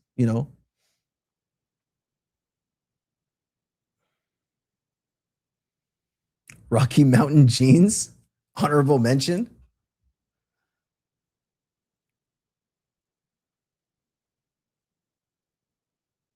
You watch plenty of other ads. Yeah, I guess, it's hard. I don't think people, a lot of content creators, like if you're not doing millions of views per month, I mean, you're not making a killing. And so a lot of these people are supporting their families and with their channel. And when you see ads for companies, right, they're kind of helping pay that person's bills, right? And so it's not all, you're making millions of dollars driving Lamborghinis. No, it's more of a business that you're investing in yourself, and you want to succeed, and you're hungry to succeed. And that's where it is, man. Am I too late? You're never too late. We're just answering some questions. We already went through a ton of news. Like if you guys are just now joining us, we went through like a good 45 minutes worth of news here, just to kind of touch base. And so there was a pretty big announcement with Securitize today. I don't know if you guys saw this with the New York Stock Exchange. We did talk about this at the very beginning of the stream. If you want to go back and listen to this, there was a video I put out on my channel about this too. Securitize signed a memorandum of understanding with the New York Stock Exchange to support development of tokenized securities markets. Securitize has been named as the first transfer agent eligible to mint blockchain native securities and upcoming New York Stock Exchange affiliated tokenized securities platforms. So we talked about that a little bit. We talked a little bit about Larry Fink and his annual letter to investors. We talked a little bit about Hedera and how much money you can save by using Hedera. We talked about the Clarity Act. We talked about what's going on with Circle and why the stock price kind of dipped today. It took a pretty mean hit. We talked a little bit about XRP Ledger and stablecoins. We talked a lot about what's going on in the economy here in the United States. And then we talked a lot about what's going on with the war, just trying to keep people up to date on that. And then I've been answering questions for the last maybe like 30, 45 minutes. So we went through a lot of stuff here.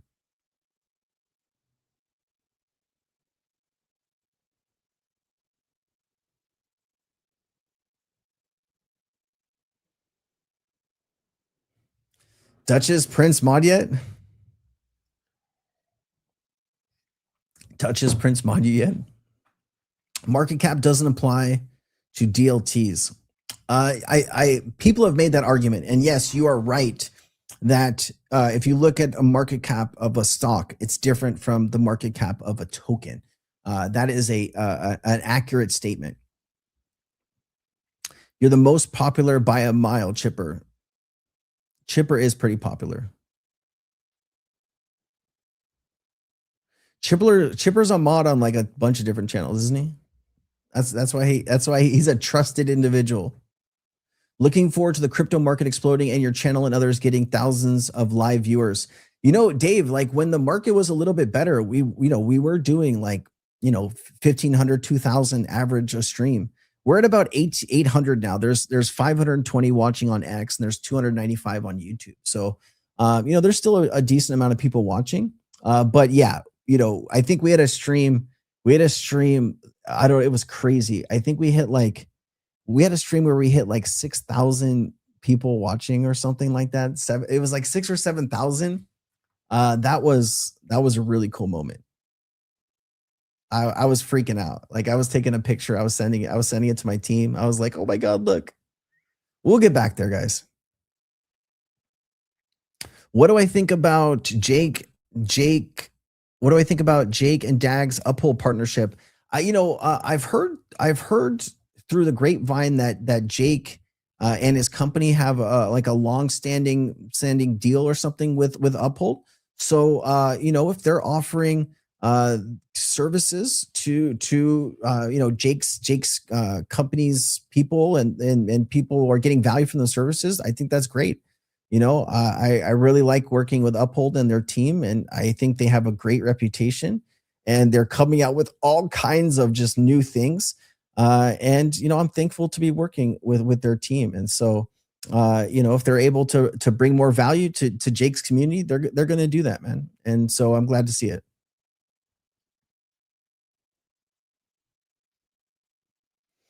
How many investors will be left if price appreciation doesn't happen for 1 or 2 years? Yeah, so I mean, this is the phase that you go through, Winter B. You just don't know what's going to happen. And if this was like a previous cycle, yeah, the bear market is a bear market, and it gets tough. And like in 2022, just after everybody left the crypto market, April, May of 2022, I was doing these live streams inside of Cryptonaires in front of 8 or 10 people, right? And that's what it got to. But I showed up every Tuesday and Friday for years, doing these, trying to grow the audience and trying to provide value. And so some people are going to leave, and some people are going to show up. And I think the Clarity Act would be a huge push forward to bring people back. And let's be honest, the crypto market needs to bring people back.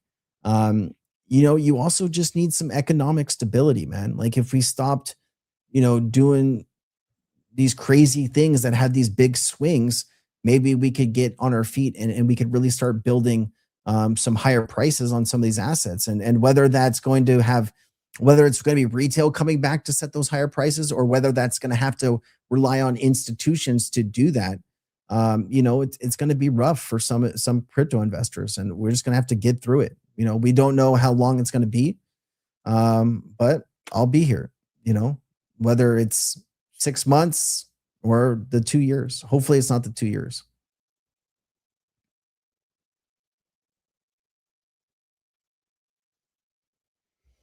Let's see here. Charles Gardner says, I hold Securitize in my Zaman wallet. You think I should dump it and build Ripple, Prime, Amazon, Uphold, and others? So do you have their stock? Is that what you have?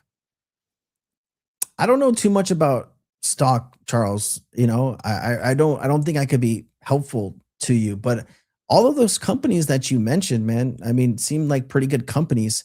I don't know. I really can't help you with stock, man. Like I just don't have the knowledge and the expertise to kind of, give you any value, man. So I'm just going to wish you the best, man.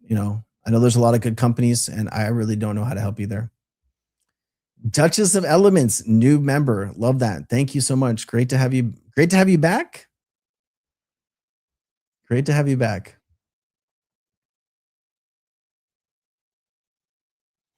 So yeah, I'm still waiting to hear what's going to happen with that, right? Because obviously the Clarity Act is not set in stone yet, and I think they have some time to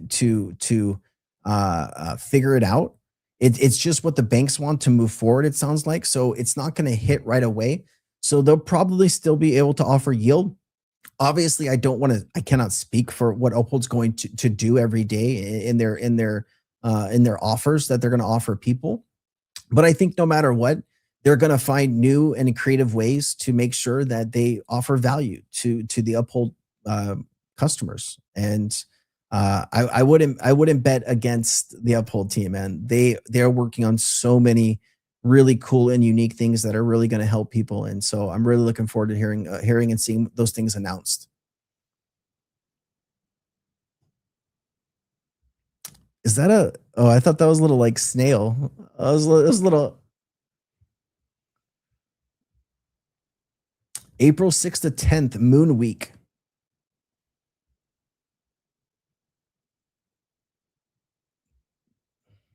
I had 26 people in my live today. I thought I failed. 26 people, man. You got to build it, most people don't realize, you show up no matter what, man. If it's one person If it's 5 people, if it's 1,000 people, you know, you show up and you give everything that you have, man, and people will start responding to that, and they will start showing up in full force, man.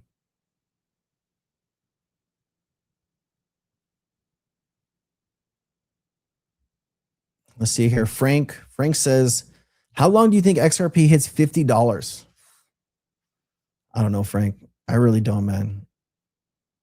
You know, I mean, if you would have asked this question last year, I think everybody was thinking that, you know, XRP could hit $10, $20 last year, and it just never happened. And so to even talk about $50, like, you would really need a massive amount of buying, Frank. Like, you would need, you know, 30, 40 billion dollars of fresh capital coming in. Like, you would need a BlackRock, Fidelity, like ETFs coming in and buying massive amounts. Like, you could get there.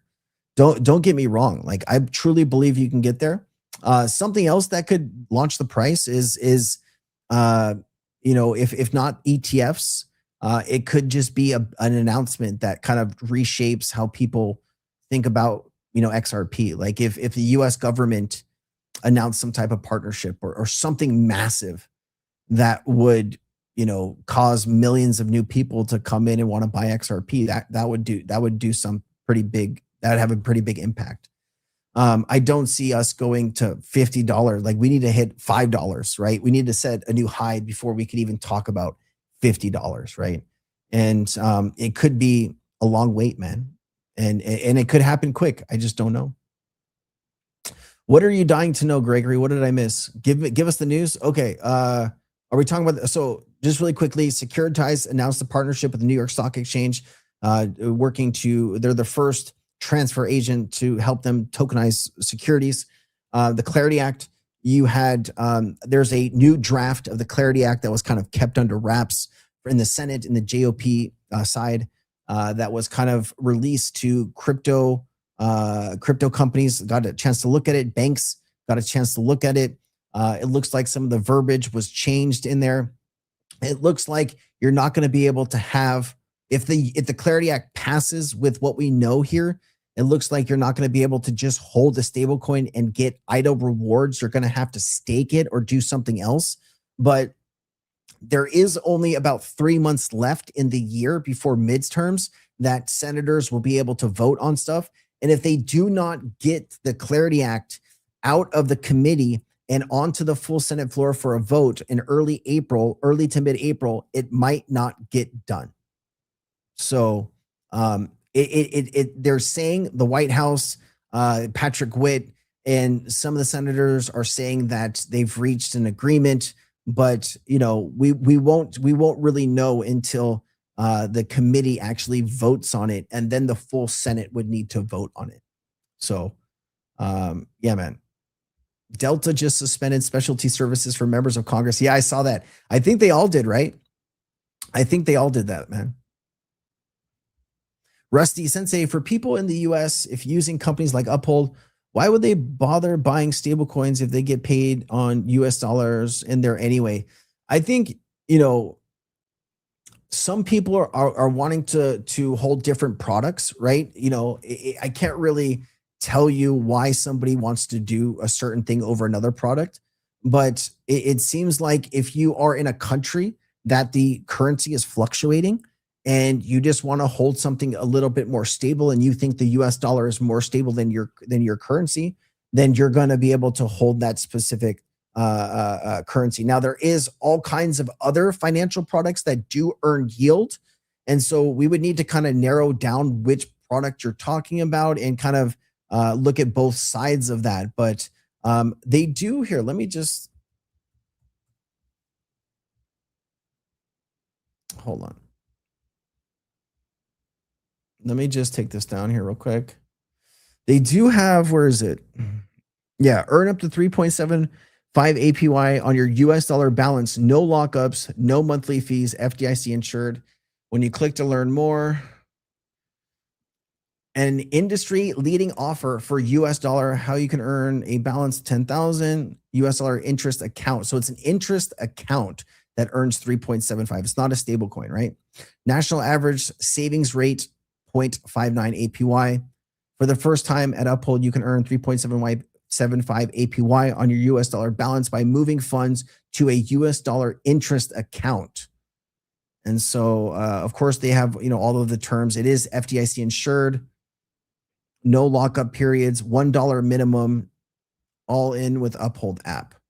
And so, guys, if you want to start using Uphold products, if you're in a place that you can do that, you want to support the channel, there is a link in the chat that you can do that. And so I'd really appreciate it if you signed up using my link. Obviously, I want to make sure that you are able to use any of the products and do whatever you want.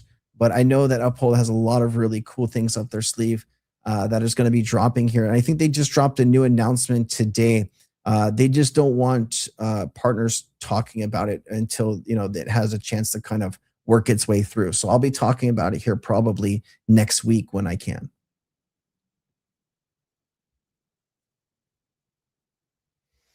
Yes, I believe Flare is ISO compatible. Yes. I have seen something that says it is. Yes.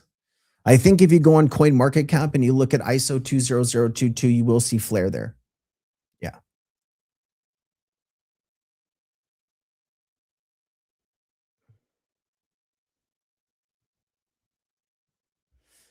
Yeah. So like, this is not something that I keep up on. I have some different views, and we reached over that. And so, I'm still waiting for some of these things to play out, and we'll see. The great thing about some of these things is you needed certain things in the world to happen before these things could happen, right? And those things are happening. So now's the time, right? So now is the time. And then, guys, we do have about 869 people here. I did want to make sure that you guys know that you can join Cryptonaires, my community, absolutely free. There is going to be a link down in the description to join Cryptonaires, and come in there, hang out with us. I'm posting stuff like a madman in there. I'd really like to see you guys. I am going to post the link in the chat just in case you cannot find it in YouTube in the description. But come in there and hang out with us. Yeah, Bodana, you said you were going to join last week, and I was looking for you. I was like, where's Bodana at? They're building a Leviathan over at Flare. I wouldn't overlook it. Semperfi, what is a Leviathan? Isn't that like a mythical monster? Ariana saying yes, join. We need more women in crypto in the Discord. So Rusty says Jake's big ticket is really the Bank of Japan raising interest rates driven by oil increasing inflation, then BlackRock ETF waiting and hoping, but not relying on it. I think some of those things are playing out, right? Isn't Bank of Japan raising interest rate? And we do have BlackRock ETF, man. It seems like BlackRock doesn't want to launch an XRP ETF yet. I think they need more demand. I heard that there are underwater cables running our internet in the street. Yes, that is true. That is true. If you cut, there's been examples of countries cutting undersea cables. Usually it's not like somebody going down there with like a hacksaw. What has been done that I've seen is, I'm not going to name the countries because, I don't want to get into that too much, but countries, what they'll do is they'll take a cargo ship, they'll drop the anchor of the cargo ship, and they'll drag the anchor along the bottom.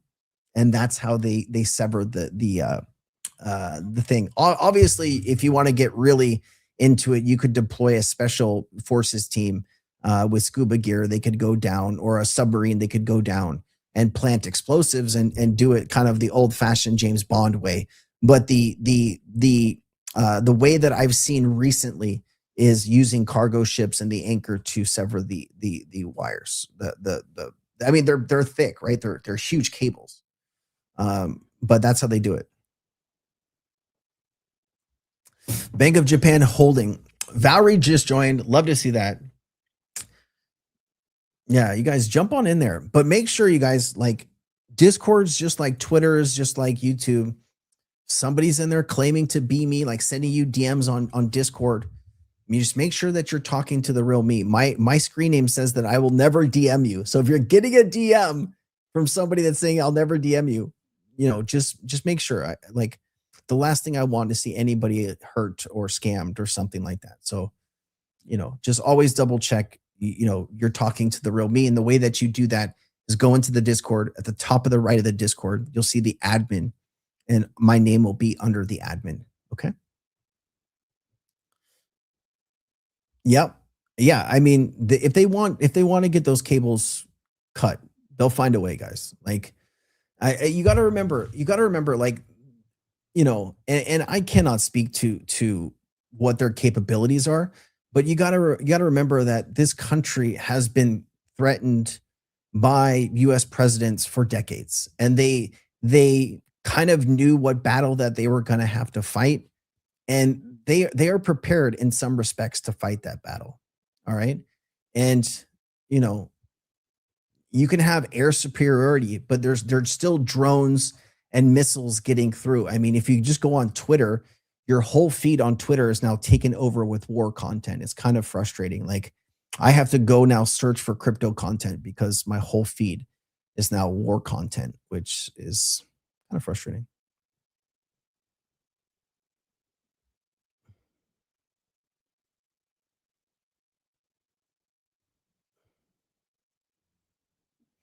Yeah, I mean, we are, we're a different breed. We understand that, some people have been here for longer than I have. And I can tell you the thing that I've learned most about the crypto space is everybody kind of thinks that they know what's going to happen, but at the end of the day, you've never lived through a time where the whole financial infrastructure of the entire world is upgraded to a new technology, and that new technology is going to run on blockchain, and that new, all of these infrastructures are going to need liquidity of these L1s.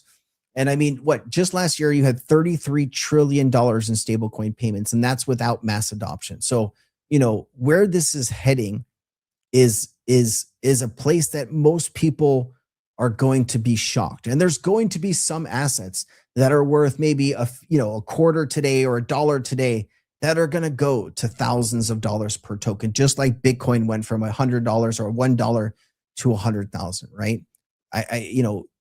We don't know how it's going to play out. We think we know, we can speculate, we can guess, but whatever transformation we're about to go through, it's happening in the next, few years here. And if you're not positioned now, when is the right time to be positioned, right? So we're going to go through it.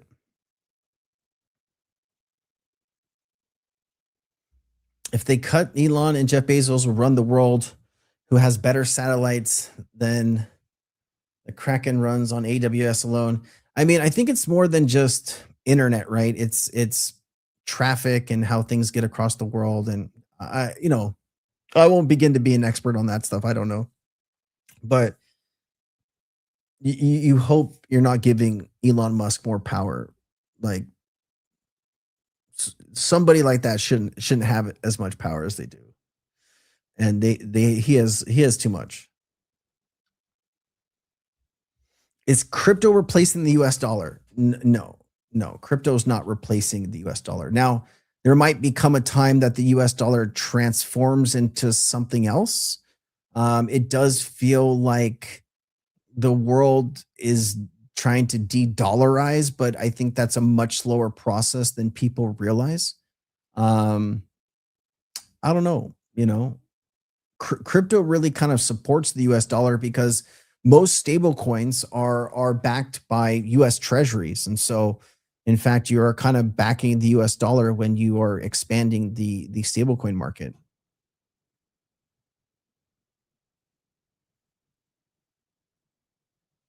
XRP or XLM or Ripple stock, what's the move? Couldn't the move be all three? If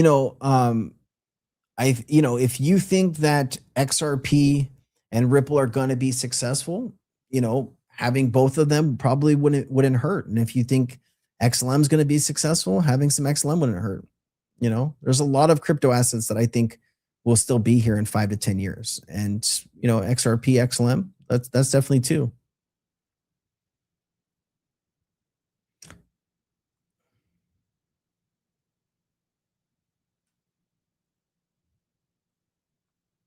Any thoughts on Coin Depot?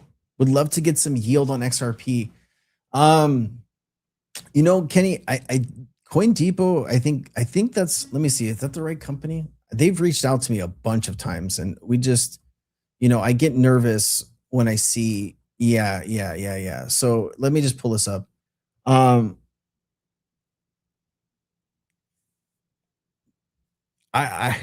Me personally, man, I start to freak out when I see these numbers. I don't know anything about the company or who works for the company. I just know when yields are this high, I get really nervous, man. I get really nervous, yeah.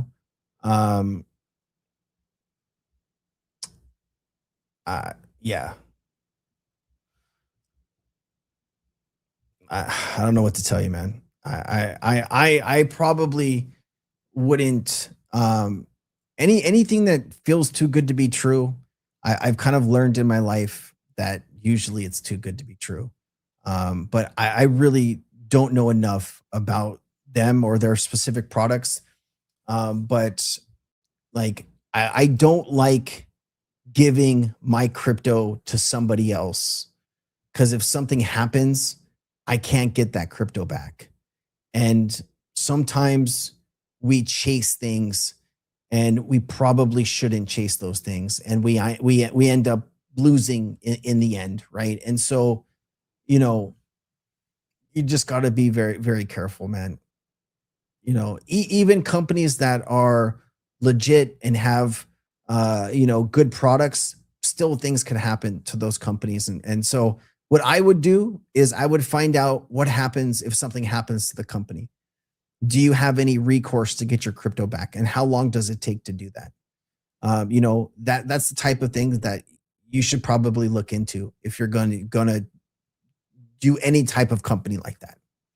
And I probably know the answer, that you kind of, if something happens to the company, you're kind of screwed. But I don't know for sure, man. Yeah, I'd be very careful.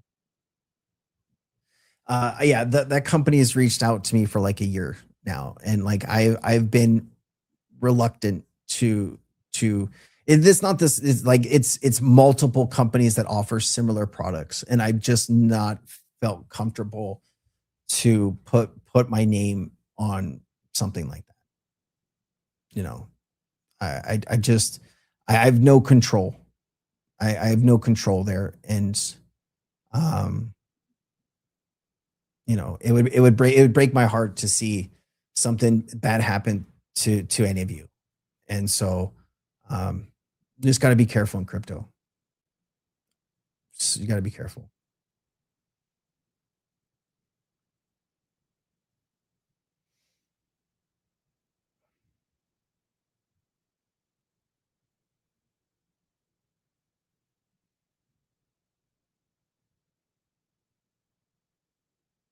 Self-custody or I trust capital? I mean, self-custody is always the way. Self-custody is always the way. If you can manage your own assets, you do that. If you need help managing your assets, you pick the best company that you think will help you do that. But yeah, if the option is, if you can do it yourself, you do it yourself. If you need help, you find the best company to help you. And I trust capital. I've heard that name in the crypto space for a very long time. And usually, if a company's been in the space for a very long time and a lot of people talk and positively about them, they probably have a lot of really good things to offer. And so, I haven't really taken a look at their services, but I do know that I've heard that name a bunch in my crypto career. And I wouldn't be surprised if a lot of people do trust I Trust Capital to help them with management of their crypto assets. So, I think that's maybe one of the companies you could probably look to get more information if you need help with that. Cold wallets, could you recommend cold wallets or keep it on an exchange? Totally up to you, man. Some people prefer an exchange, and some people will tell you not your keys, not your crypto. And so I do keep a little bit of crypto on exchange, but I do keep a lot of my crypto in self-custodied wallets. And so just to name a few self-custodied wallets, you have Decent. That's a really good wallet, biometrics. There's Ledger. There's Tangem. There is Zomin, right? Zomin is a phone app. So I got my dog here. See that? Luna's right there. Oh, she's so cute. Yeah, I mean, there's a lot of options. In the description of my YouTube content, there should be a link for Decent if you want a deal. Usually it's, 20, 30 bucks off or something like that. And Decent's always, I've worked with their team for a long time. They've got a really good reputation.